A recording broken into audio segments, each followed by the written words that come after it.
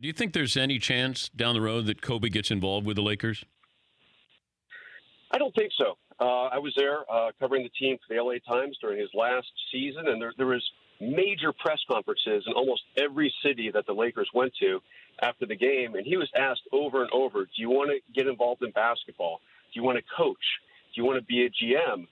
I don't think either of those will happen. I think eventually he might want to own a team, perhaps in Italy where he spent so much of his youth, but I don't see him doing much day-to-day with the Lakers. Hey, his life is pretty good right now, Dan. He's making tons of money with all of his off-the-court stuff, including Body Armor and his Oscar-winning short feature.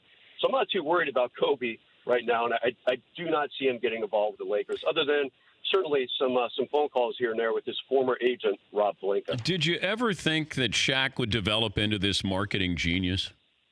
That's a great question. I've known Shaq for years. He really did things the right way in Los Angeles. He loved being a Laker.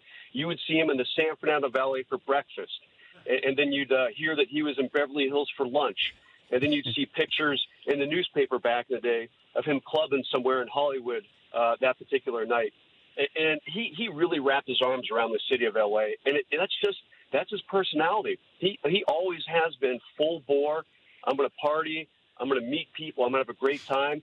And you know what? He's pretty damn smart, too. Yes. So I'm actually not surprised at all to see the success that he has had since his NBA career ended.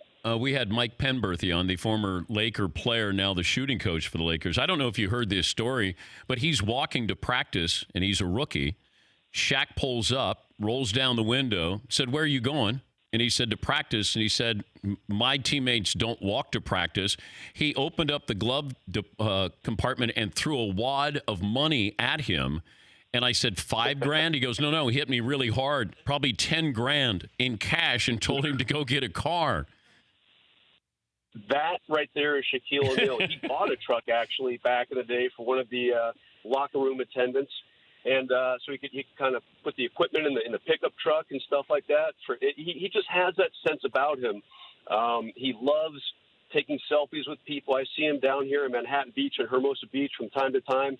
He's on what we call the Strand here. That's kind of like the boardwalk, right between these very expensive houses and the water. And Shaq will be tooling up and down on a bicycle, and he looks like it's 5 sizes too small for him, and he does not care. That is the, as you say, the marketing genius of Shaquille O'Neal. He doesn't care, and people really, really respect and adore him because of it. Who's more beloved, Kobe or Shaq? Kobe. And that's a great question. Kobe was the opposite.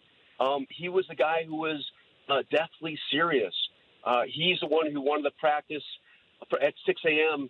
down in Orange County in the month of August when all the NBA is in the Bahamas or in Vegas.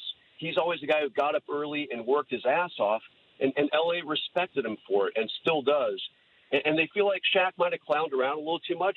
I don't think so. I was appreciative that Shaq had fun with the media, and he realized he was getting paid millions upon millions to be a player and an endorser.